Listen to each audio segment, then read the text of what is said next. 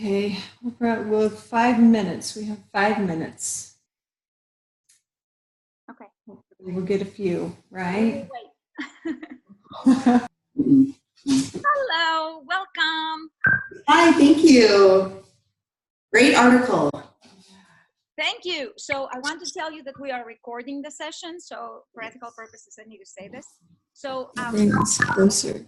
because your group is interested in keeping that video and sharing the information with others so that they can disseminate more the approach and how this works.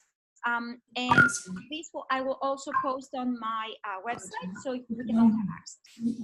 Oh, good. That's great to hear. Good to hear. Okay. I'm just going to send a quick text to one other teacher that I thought might be coming. Okay, that's it. We're good to go.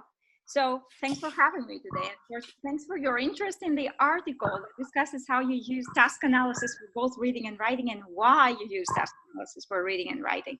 So I figured that before we start, what I will do, I will share my screen, and that way I will be able to go through a presentation with you. So that way you'll have a chance to see what's the big idea behind this, okay?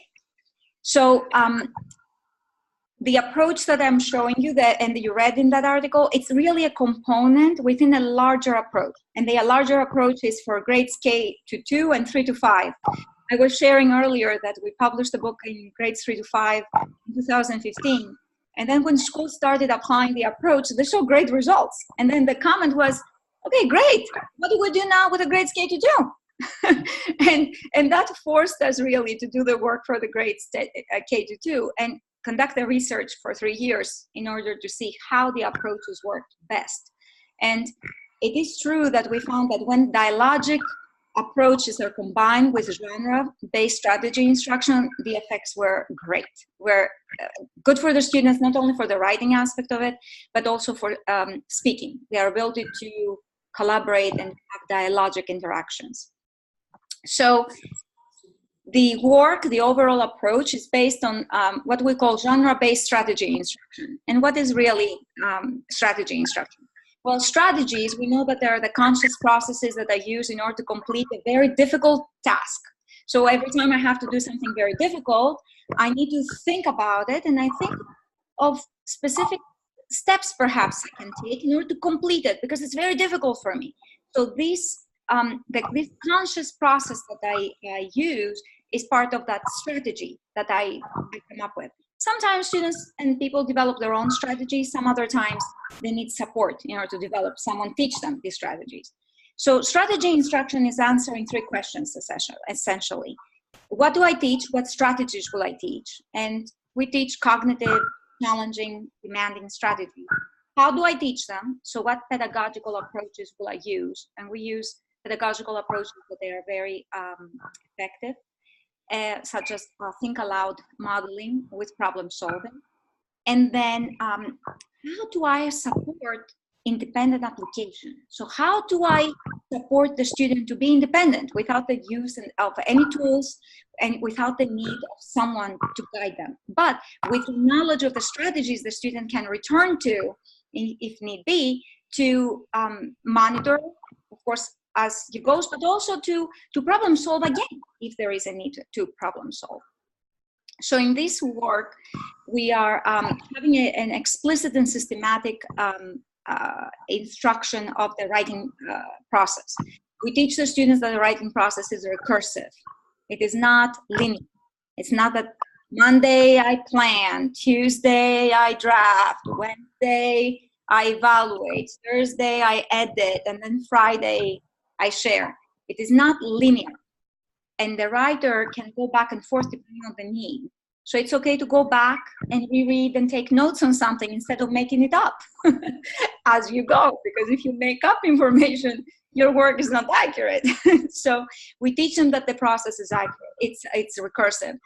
We also connect reading and writing with the use of read alouds. We support students in summarizing genre elements, and we have an emphasis on genre.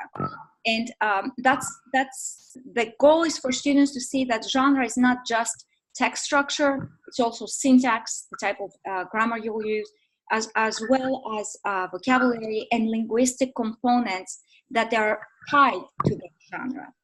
Okay, and we do have mini-lessons in the approach that are genre-specific, and we differentiate at the guided practice stage. The teacher differentiates based on specific needs that different learners have. We have what we call a strategy for teaching strategies, and that's the blueprint of everything.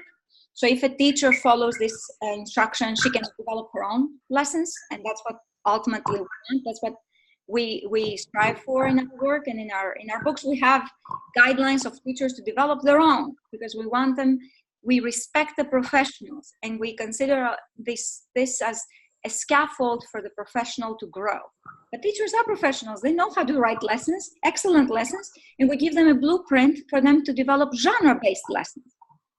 So the social studies teachers, the science teachers, they can collaborate with ELA teachers and develop additional lessons in other genres.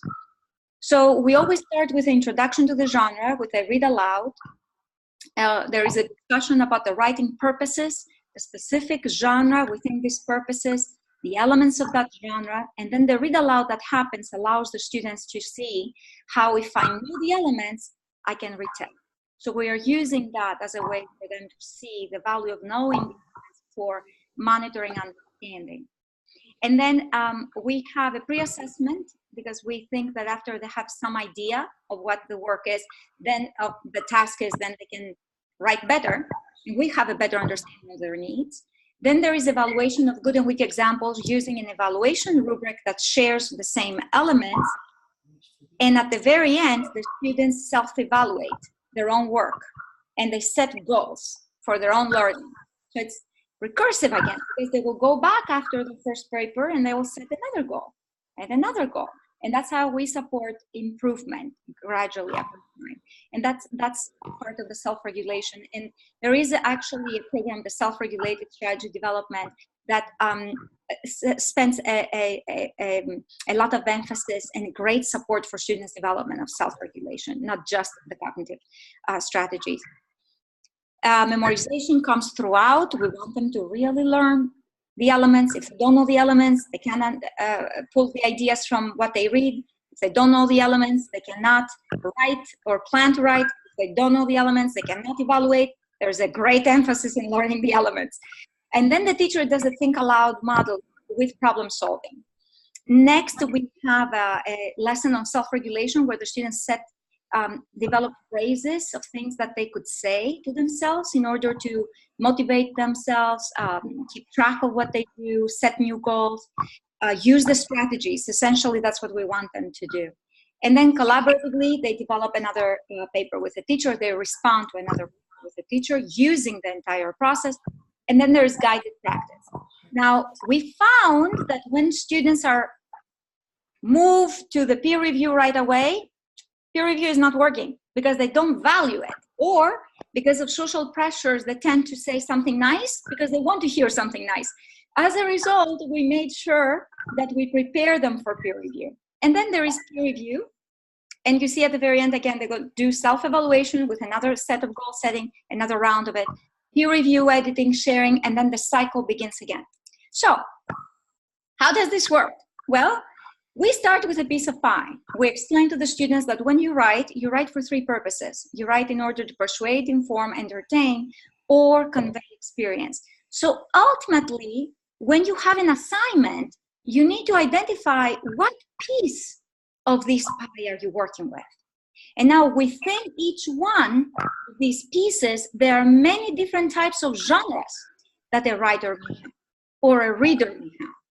So that's the introduction to the task. And we say to them, for the next 3 weeks or 2 weeks or for the next period of time, we will be focusing on this specific type of genre. We will be working on persuasion. And then after we introduce persuasion, we discuss what persuasive means, persuasion is, what convincing is, why do we care to learn that, why is it important? Then we introduce the elements, okay? So if you're working on another genre, you will introduce procedural writing, right? So it's the same logic. You always start with a piece of pie. And then You may work on form and you work on report writing, and then you will introduce the elements of report writing. So we always follow the same structure to introduce the genre. Does this make sense? Thumbs up, middle, down? We're good. Okay, do you have any questions so far?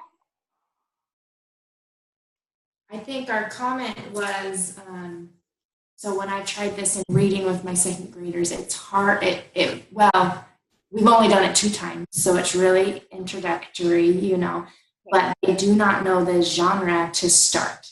Unless our reading program tells them what it is, they don't know it until they've read the text. Right. So I think that at the very beginning, when you are working in a classroom, and I say this to all grades, teachers of all grades, do not assume that they know anything. Assume they don't know anything. And that makes things easier, because then there is no guessing. You don't want them to try to guess, what genre can it be? Jack and the Beanstalk. I don't know. Table. Because maybe that came into your mind that moment.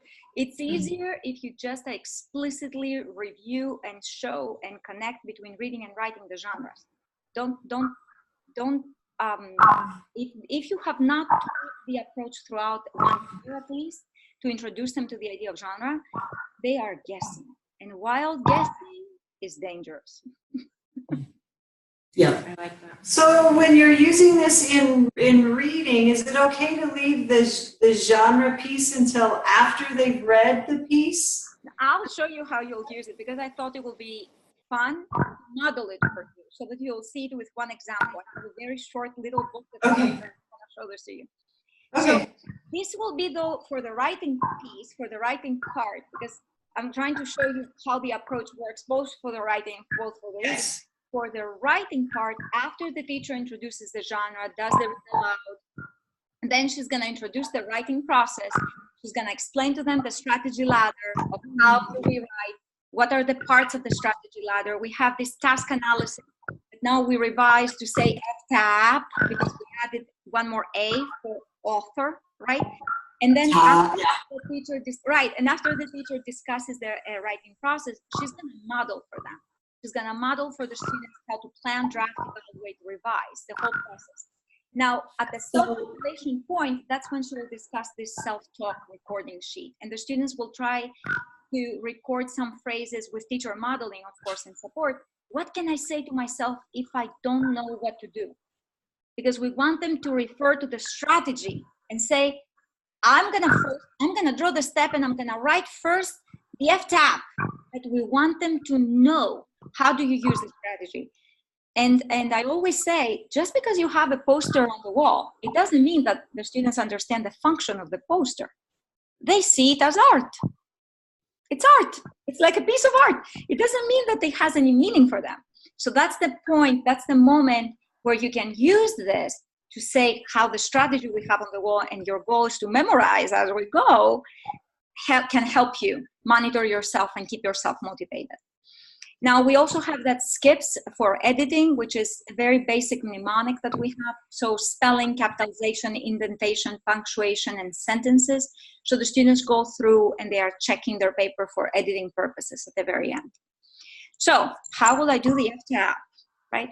So when you're reading a text, before you read the text, you're gonna do the task analysis, the FTAAP part. So F stands for form. What is it that I'm reading? An article, a book, a picture book. T stands for title, topic, what it is that I'm working on. In the case of reading, it's gonna be title. What's the title of what I'm reading? A stands for author. So who wrote this? Do I know anything about this author? Does he have any other books? So I can pull an idea of what he does.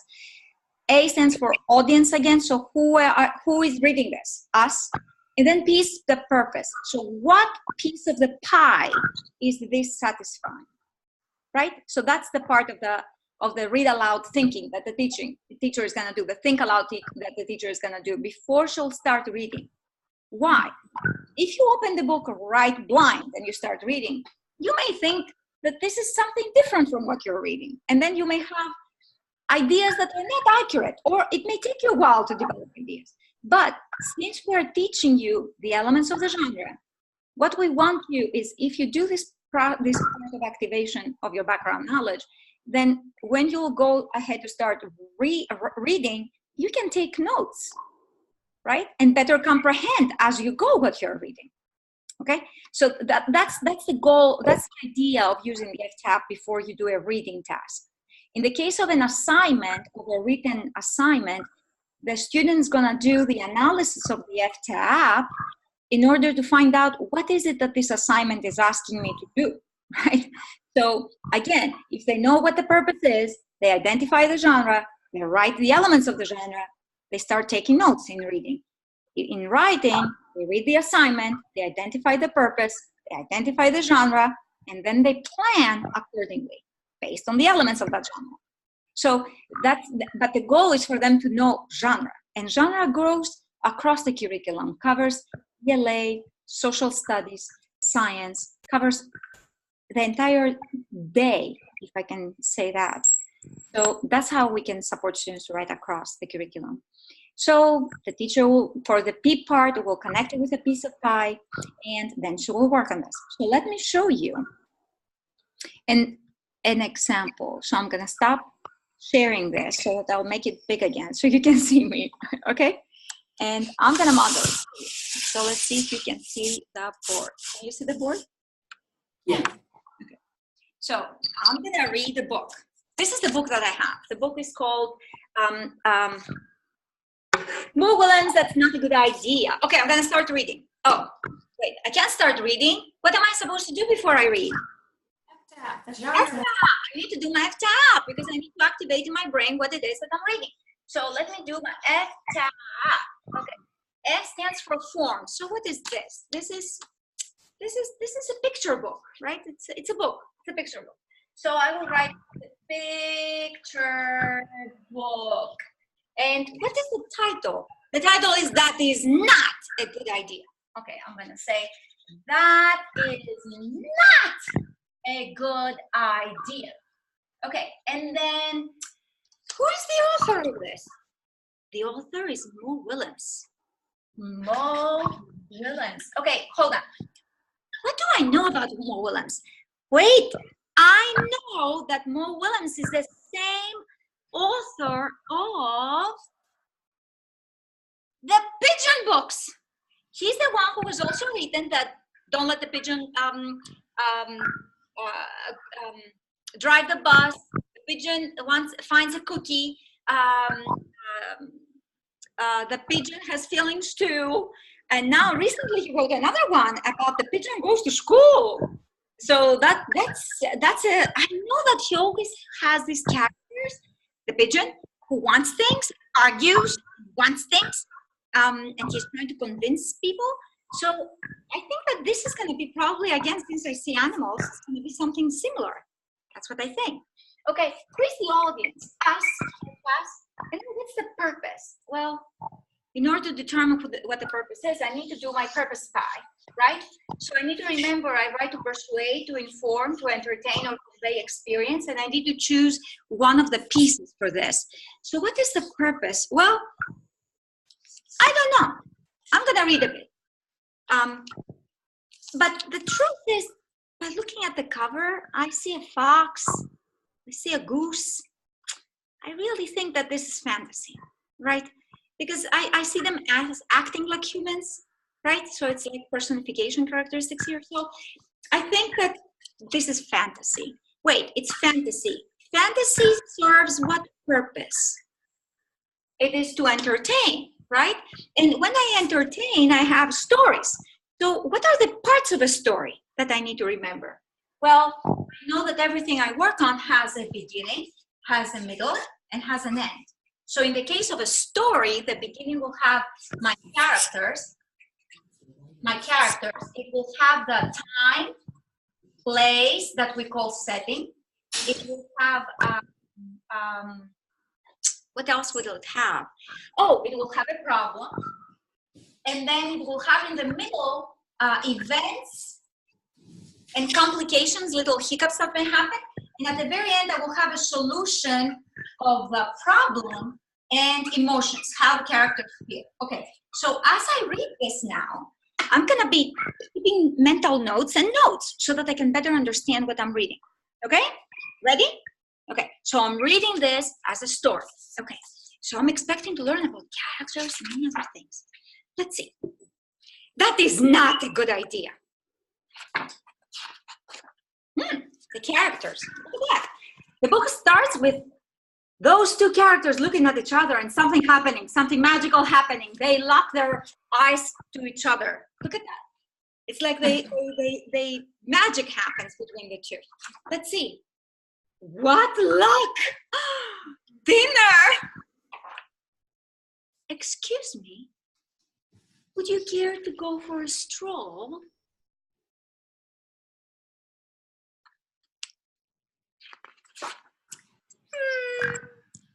Sure. That is not a good idea.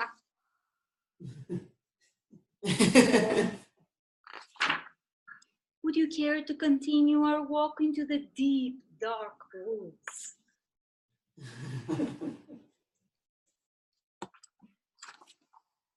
Sounds fun.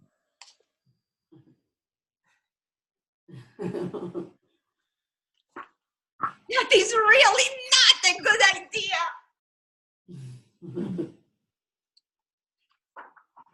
Would you care to visit my nearby kitchen?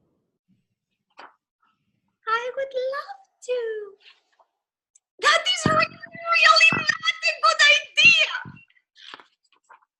Would you care to boil some water for soup? Certainly. I do love soup. Okay, what is it that we get so far? What information do we get so far? We have characters, right? It is a story. Who are the characters here? My characters are? The fox and the goose and the little kid. Right, and then what time do you think it was that this story was taking place? I should stop touching things. So what time do you think this is taking place? During the day. Yeah, during the day. But it is dinner. So what time of the day?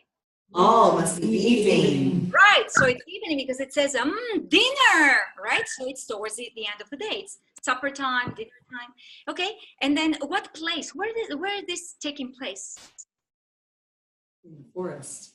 It is initially, right? Initially it's at the city, it seems, because they saw each other and magic happened when in a city, I think, right?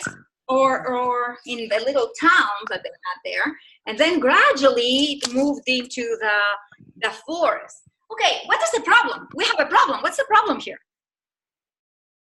The goose is naive. Yeah, the The goose is gonna get eaten. That's it. It's dinner time for the fox. The goose. That's the end of what's gonna happen. So what are the events now that they're gonna lead to that? What are the events? What's the first event? Seeing each other. To see each other. And then what's the next event? The fox invites the goose to go for a walk. They go for a walk. Where? To the forest. Dark woods forest, right? And then what happens? They visit The house. his kitchen, right? His house. Let's go back and His check. kitchen, yeah. Right, let's go back and check just to make sure that we are accurate in what we say. So he said, yes, would you care to visit my kitchen? Okay, so then they visit his kitchen. And then what is the next step? What's the next event? What's the third event here? Boil water. They're going to boil water. Okay, let's see what's the next thing. That is really not a good idea. They're jumping up and down saying that's not a good idea. Would you care to look at my soup? A key ingredient is missing. That is really not a good idea. Look at them. They are screaming and yelling and sounding. Oh, a key ingredient is missing. You! Oh my! Splash! Well, we did try to warn him. And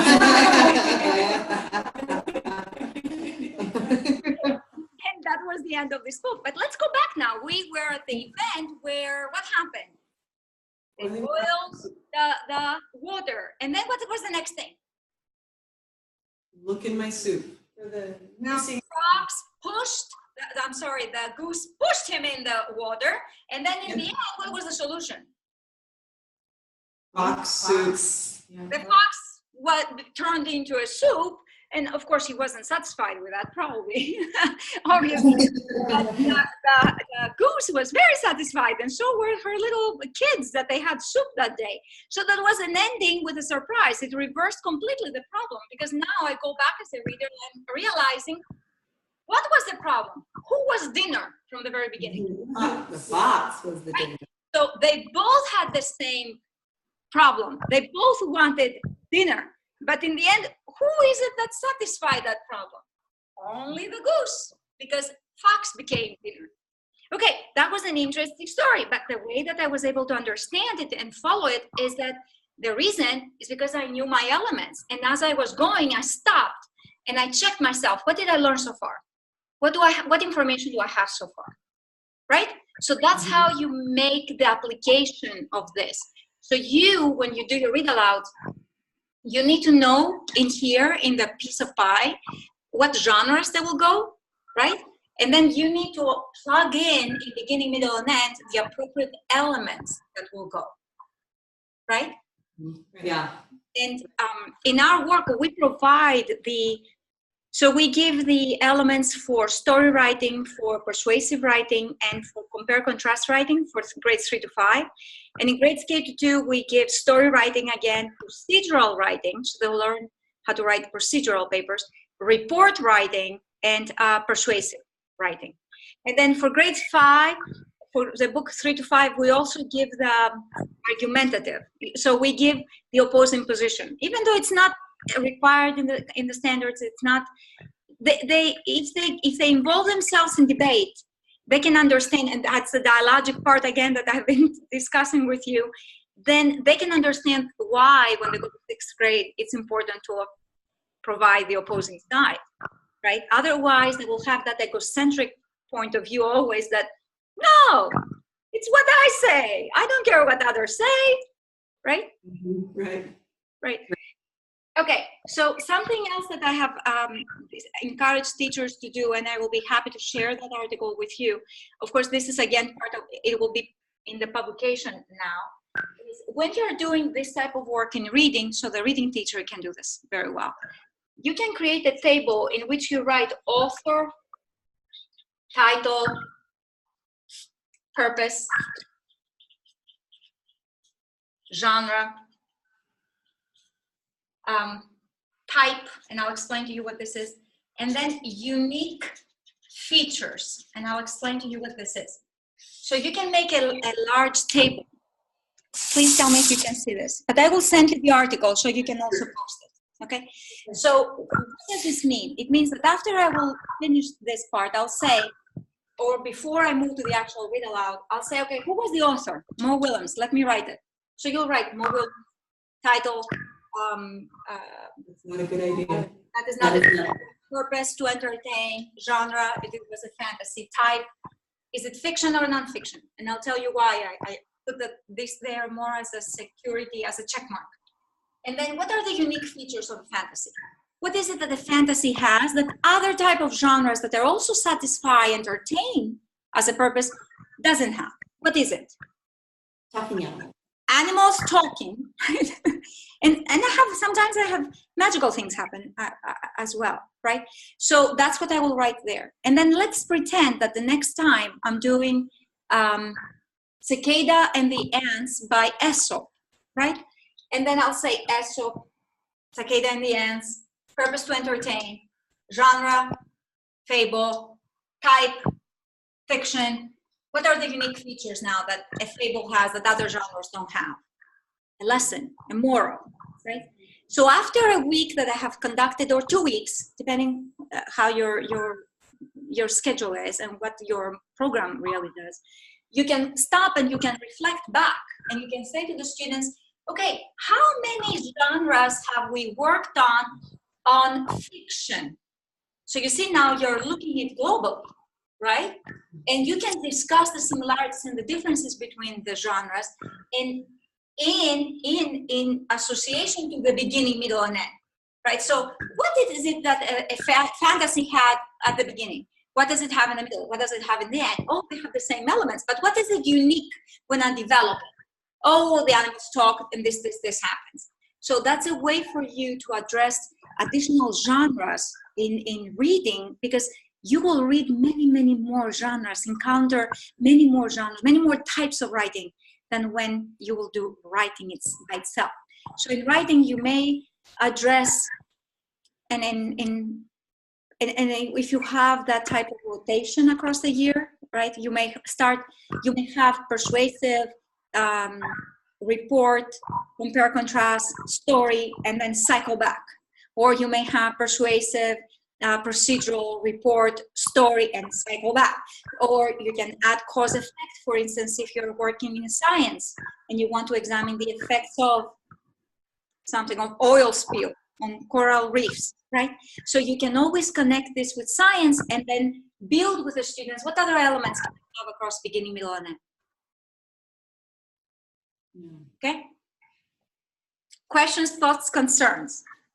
I have a question. So when you're doing the reading piece, we focus a lot on comprehension strategies. Is it too much to do a strategy instruction along with the elements of the genre?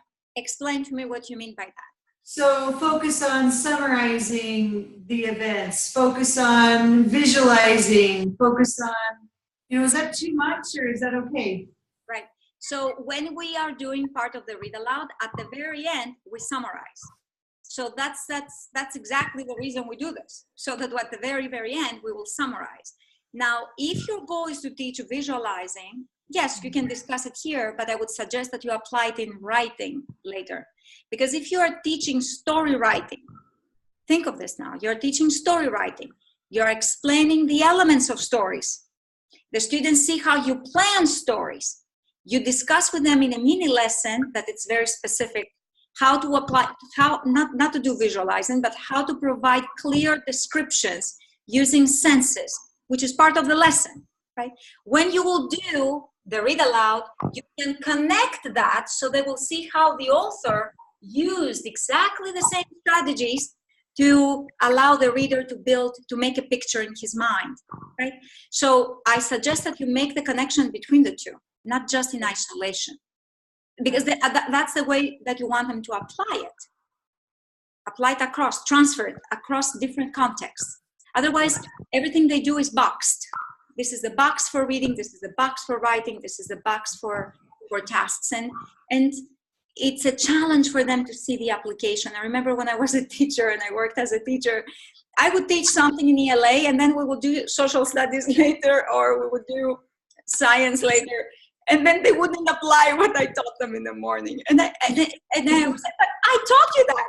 We did it today. And it was not, right? Because, and of course they couldn't, the poor children. Why could they? How could they? When they could not see the commonalities. So genre allows you to support that connection across and helps you support them in generalizing information. What we have seen with our students is that after a while, the students develop their own graphic organizers. They just develop beginning, middle, and end, and then they identify what the assignment says, and then they plug in their own elements. And we have videos where the students, where I purposely ask them, so imagine that you're writing this type of writing, this genre. What will be the elements? And you see them generating them like it's so easy. When it's not easy, it's because their brain started picking up now the idiosyncrasies of the different types of writing, of the discourse, what is the purpose of it, and what the elements are, and they are able to develop them on their own. Not that it's easy, it's not easy. And they tell you it's not easy, but it's fine that it's not easy. The goal is that I have a strategy to problem solve so that I will not give up. And we say with our students that, and that came up in collaboration with a wonderful group of teachers that I had the privilege to work with, where we would say it's okay to get stuck. It's not okay to quit. We never quit. We use our strategy to problem solve, and then we figure out how to go. And then we also always said that practice makes Perfect. progress. Permanent. Practice makes progress, because it's very difficult to be perfect. As long as I keep on setting a goal to improve, I always improve, right? I always find something to improve, because things change across time. So practice makes progress. I keep on improving. As long as I use my strategy and I identify my goals and I work towards my goals, and I have the strategy to guide me, to help me go through. Otherwise, students, the first encounter of a difficulty, they will give up, and then they will develop feelings of that they're inadequate, that they cannot complete the task. And it's a challenge after, because your beliefs, right, they will connect with your self-efficacy, right? So you have your self-efficacy beliefs that no matter what I do, I can't do it. And then this gradually will become a belief that I am not a writer. I don't write. So we try to support students to develop that resilience in a way, and the knowledge that no, it's not that it's not difficult. It is difficult, but we have a strategy to help us go through it, so they do not give up. It's not a false expectation that, oh, you're great, you can do it, right? It's not fake. It is difficult, but you can do it if you use the strategy, and I will model it. We'll do it together. We'll do it again if we need together, and again if we need to do it together. But at the end, you'll be able to do it independently, and that's the goal. It's the goal for students to develop that sense of efficacy and independence.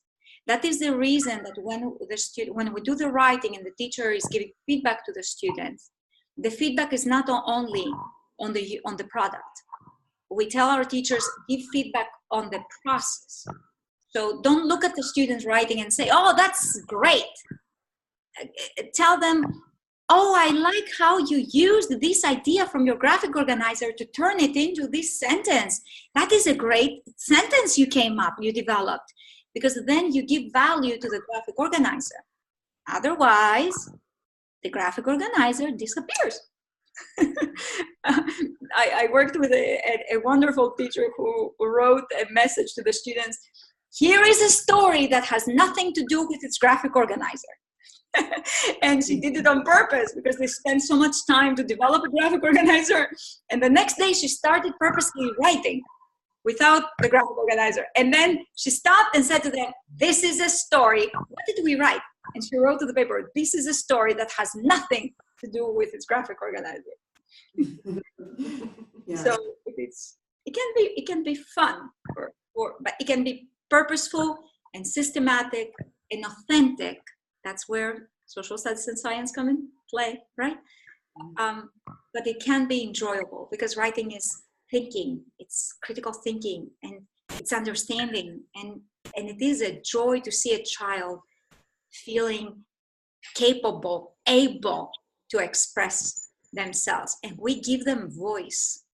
They understand that if I know how to write, I have voice, and then they can't stop.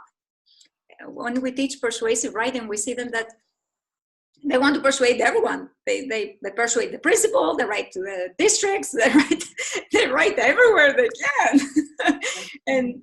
and that's wonderful. We had a little girl, a second grader, a female student, a second grader.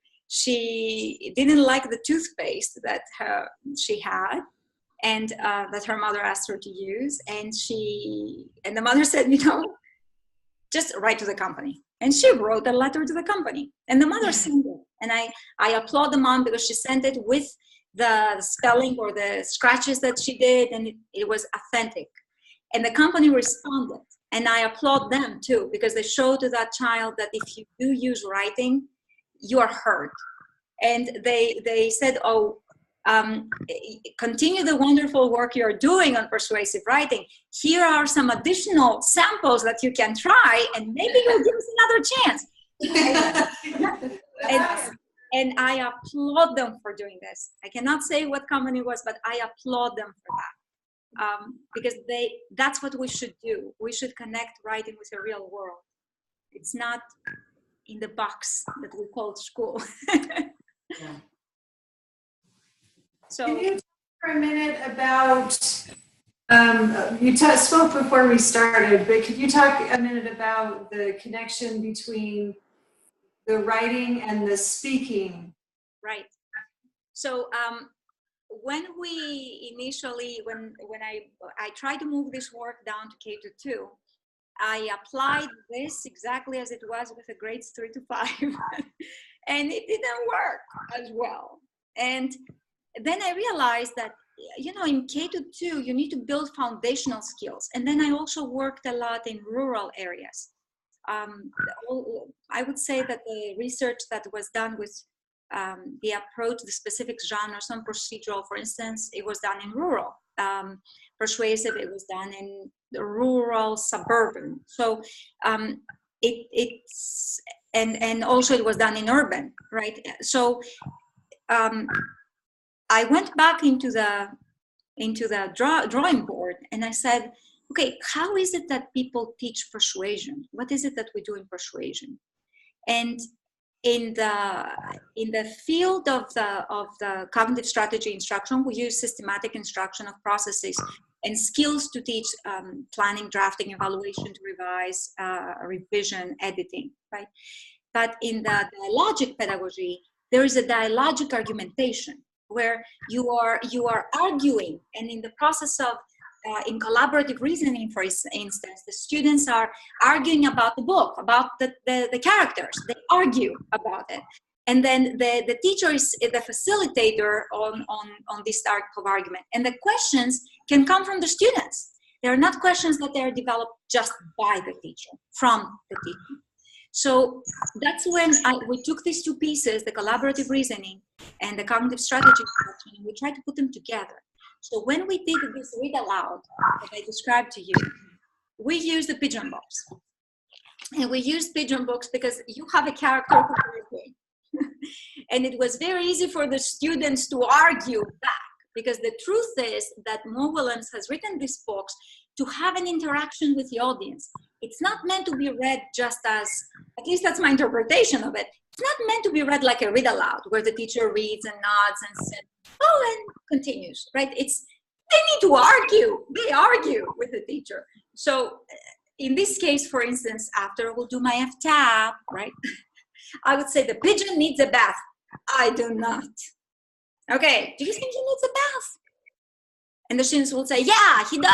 Yeah. And okay, why do you think he needs a bath? What is a reason you can give me? Just by looking at the picture, what is a reason you can come up with?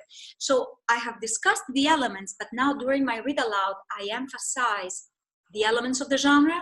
And as the students respond, I scaffold their responses.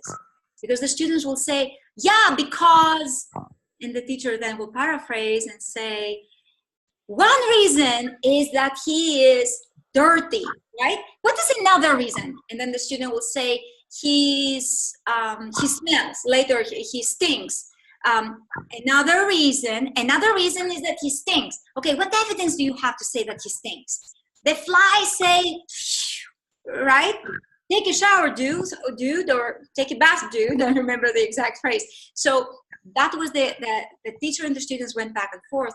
The character, I'm sorry, not the teacher facilitated this. But at the very end, what we saw was that the students better caught up the sentence formation for argument, for persuasive. So instead of having to teach them one reason in writing, they put it in writing without a lot of scaffold.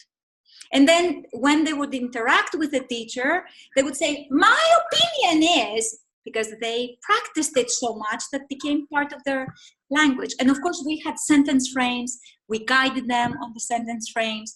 We taught them to read the sentence frame. The teacher modeled it and pointed out as she was modeling. So they saw the word that was part of that, especially when we had second language learners, special education students, very early emergent writers, right? There was point and read. It was not the, my opinion is pigeon needs a bath, period, in the air. It was My opinion is that pigeon needs a bath, period.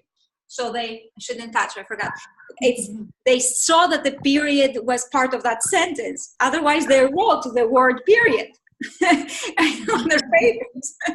Remember, we got a bunch of papers, a set of papers that they had written the word period in there.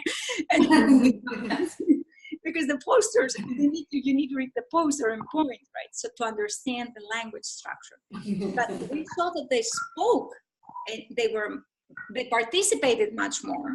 And then when they spoke, they shared. They used good sentence structure, good syntax. That's what we saw. So I was also sharing earlier that the challenge we had was not with the students. It's not that the students didn't like to argue. The students wanted to argue. They wanted to. It was they loved it. And actually, I will tell you that one of the points that it was a challenge was in the "Don't let the pigeon drive the bus." One of the reasons he gives to the students of why they should let him drive the bus is that he says, "I'll give you $5." And then you see them splitting in the classroom. Half of them say, yeah, we should let him drive the bus. And the others say, no, you shouldn't let him drive the bus. And then it's fun because the teacher says, but why do you think we should?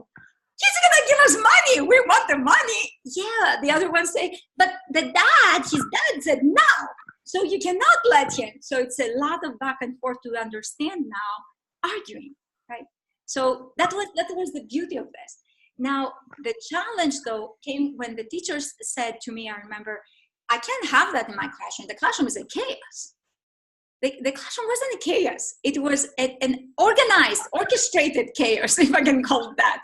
It was lots of language, lots of discussion, and an opportunity for the teacher to use excellent vocabulary. So when the students were arguing, she would say, so you don't feel that you are convinced? And they will say, no what? No, I am not convinced. No, I am not convinced. Good job. You don't feel convinced. You should say it. You don't feel convinced. So they listened and applied vocabulary with teacher support. Because what is it that we see a lot, right? And you may see that too. And sometimes it works because it's part of what that section of my day or my lesson is, but it's not really as supportive for language development or indication of comprehension. You don't know if the student understood something. I will initiate, the student will respond, the teacher will confirm. The student, though, will give me the teacher vocabulary. It doesn't mean that the student understood or understands. I'll give you an example. You ask them, what does it mean to persuade? And they say, to convince. And then I say, great, to convince. And I move on.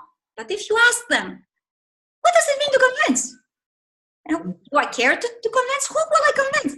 Then you know what they understood. Because through that why, they will explain things.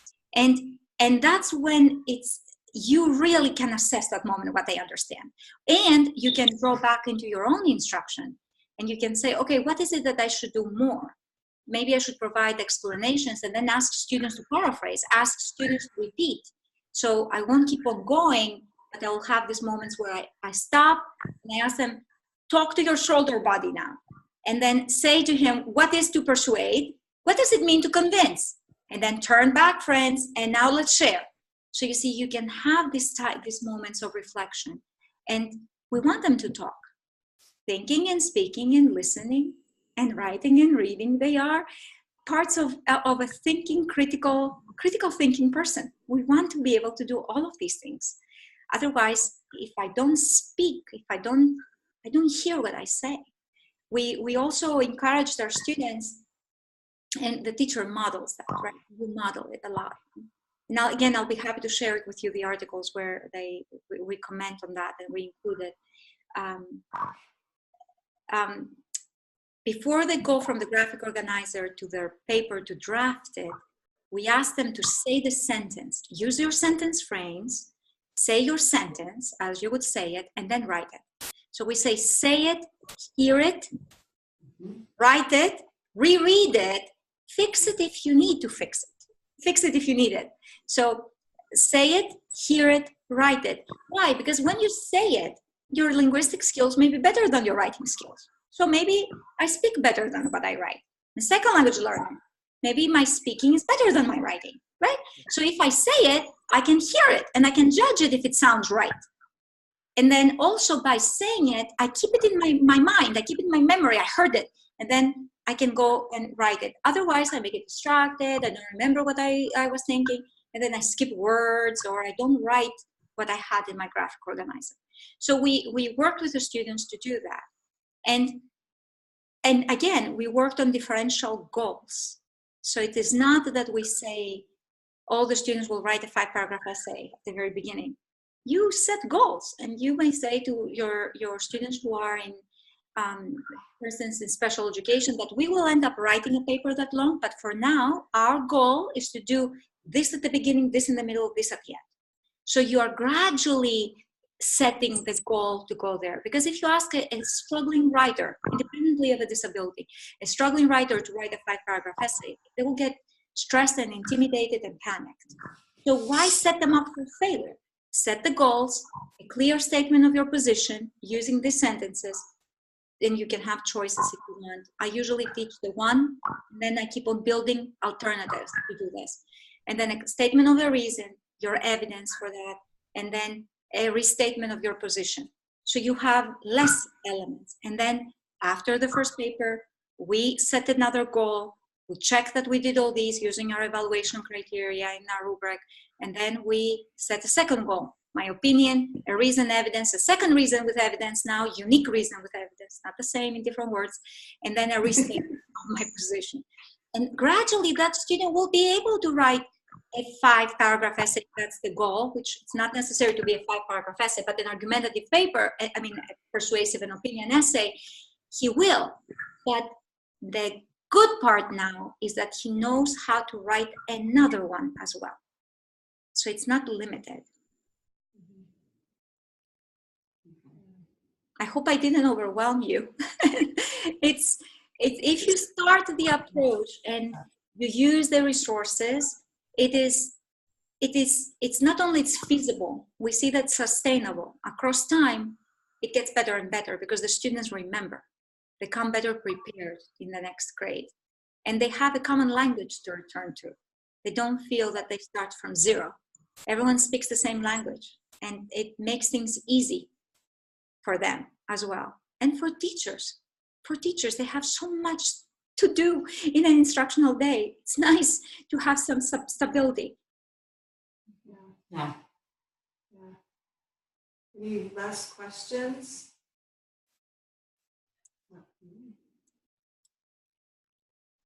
So as you work with your students, if you teach the approach and then you're combining it for both reading and for writing, I suggested to you to use, let me see if I can show you that, if I find it, this one. I suggested that you do the task analysis for an assignment, right? That's what we do in a writing assignment before the students start writing. So in this case, I have provided a very short scenario that builds on for different genres, right? It's part of the article that you read. So the principal has not been able to make up his mind. So the question, the dilemma that the principal has is, shall I use the $1,000 that the district is giving me to buy books for the library, or shall I use it to buy an online subscription? Okay, that's a dilemma. So the principal has not been able to make up his mind. Write the paper saying whether the principal should or should not use the amount to purchase books for the school library. So you're teaching the students here, and you can do that actually as part of practice. Now in schools that they contact me, and they've been doing this for a while, they work in the morning, the teacher posts up an assignment like this, and then the students work very quickly to identify the genre, write the elements on the side, so that they don't spend a lot of brain power trying to figure out what it is they need to do, but they can spend their mind, their work in either retrieving ideas from readings or to come up with the ideas, right, for the ideation part. So in this case, the form is what? And I'll tell you why we came up with this, really. Because they wouldn't reread. And the assignment would say something, and then they would write with the first thing they understood. So this, the FTAAP, makes the student to go back and underline and find the information. So what's the form here? What does it tell you? Where's the form? write a paper. So I will underline, write a paper. So what's my form? A paper. What does this trigger in my brain? An essay. What does an essay have? Beginning, middle, and end. Okay, so that's my first step. What's the topic? What's that I'm asked to do? Whether the principal should or should not use the amount. Okay, how can I turn this into a question? Should or not? Should he or not use the amount to purchase books? Okay, who is the author here? Me. I'm writing this, not the principal. I write this. Okay, and then who is the audience? The principal. So I cannot say, hey, you, hey, dude. I cannot say any of these things, right? Because I need to use appropriate vocabulary because I'm writing to my principal, right? I need to be respectful. My tone should be respectful, appropriate, and my vocabulary as well. Okay, and what is the purpose? What part of the pie am I satisfying? Persuade. What genre do I know? What type of writing do I know when I persuade? Opinion essay. Okay, what are the parts of an opinion essay? Beginning, middle, and end. What goes at the beginning? Topic, opinion. What goes in the middle? Reason one, evidence one, or as many reasons I can support based on what I have, what perhaps I have readings that I'm using. And then what goes at the end? Restatement of my opinion and a message for the reader to think. So by doing that, immediately my brain knows how to proceed, how to analyze the task and write. So this is something you can be doing with your students as part of the morning work. It can be part of the early morning work. Yeah. Okay. Let me stop that. That's it. I don't know, any other questions you have? Something else that's Just analyzing the task. Just analyzing. Not actually write it. right. So that's part of the analysis for writing, and then you're doing the task analysis for reading as well in order to figure out, to take notes, to summarize, take notes, understand, take notes, answer questions, depending. I was doing an example, I think it was, yes, it's actually, I think I have this. I can show it to you. That's a text that I have written as part of assessments, of a set of assessments that they are for, let's see, can I do this? Yes. That's nice, it lets me do things. Usually it doesn't. Okay, so I have this paper that I wrote, which is part of an assessment that the students get and they have to do. So the topic is the cicada and the ants, right? So I start the lesson by saying, okay, what's the FTAAP here? The form is a paper. The topic is, the title is the cicada and the ants. Do you know what the cicada is? And then I show what cicada is, the sound it makes, what it does, when it lives, so they have that understanding what the cicada is. The cicada and the ants. Okay, what's the title? Cicada and the ants. Who is the author? Me. Who is the audience? Us. What's the purpose? I have no idea. I think it's a report, actually. I think it's a report about cicadas and about ants, right? So I'm reading it because that's what I think it is. Okay, I think the purpose is to inform. By looking at the title, that's what I think. But I'm going to read a bit in order to figure out what it is. And then I read, once upon a time on a hot summer day, and cicada approached an anthill. He felt, I'm sorry, I need to open this a bit, sorry. He felt bored, and he was truly annoyed by the heat. He then stared at the ants that tiredly worked to gather all necessary supplies for the long and cruel winter. Those hard-working ants gathered everything they could locate on the rich surface of the forest, as anything and everything was valuable. Therefore, all ants worked very hard to make their collection of supplies fruitful. Okay, that the purpose here is not to, it's not a report, right? It's not to inform, it's not a report. It's a story, it's to entertain. I said once upon a time, and then I have characters that they are animals, right? So I need in my brain to say, now what? I have beginning, middle, and end with what elements? Characters, time, place, etc., etc.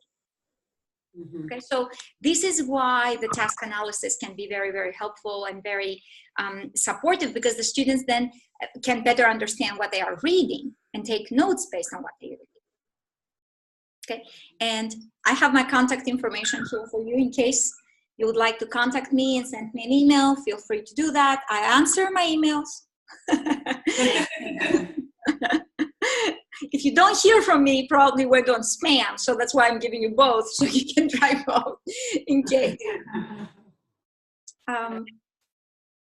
So I hope you'll try part of this or some of it and let me know how it works. We already have, and we have a question. What do you call this to your students besides FTAAP? What do you say this is? I call it task analysis. I'm going to analyze the task because the task is reading, the task is writing. So I'm going to do my analysis first. So it's my task analysis. How do I do that? FTAAP. And it's funny. You do call it task analysis. I call it task analysis, right? And of course, when you say task analysis in first grade and kindergarten, it is here, right? That they see you doing it, you discuss it, you explain it. But when they go to the next grade, they have that grasp of what it is. And now gradually it keeps on connecting. Common language, common vocabulary, common expectations. They hear the teacher early from kindergarten, talking about the characters, everything. And we call it time and place, honestly, because when the students were writing, they would write only about the time and they wouldn't write about the place, or they would write about the place, but they wouldn't write about the time. So it's called setting, and we say that to them, but we separated it so they will develop equally in some way. They will address both. That's it. Yeah. So yeah, we call it task analysis. We're gonna analyze the task now because we need to know what we're doing to understand our goals for our writing. So then for reading, we've been calling it our inspection tool. What do you think about that? So if you call inspection tool from kindergarten to 5th grade, I don't know if it's gonna be okay. I will call it still task analysis because I would say that I need to, you can say that as an inspector, I'm gonna use my analysis tools, and this is a tool that is called task analysis. So as an inspector, I'm going to inspect what is it that it asks me to do. I'm gonna investigate it. Right, so you can say that, but I would use the same terminology, the consistency. Because then if one teacher calls it one thing and the other teacher calls it something different, they may not understand what this is. So use the same terms. Yeah. Awesome. Thank you. Thank you so much. Thank Thank you you. guys. And I'm looking forward to meeting the rest of your group and hear how things work. I really am excited for you. Thank you for trying. Yeah, we'll keep in touch. Yes, that would be great. So thank you and enjoy the rest of the evening. You too. You too. Happy writings. Happy writings. Yeah. Bye. Bye.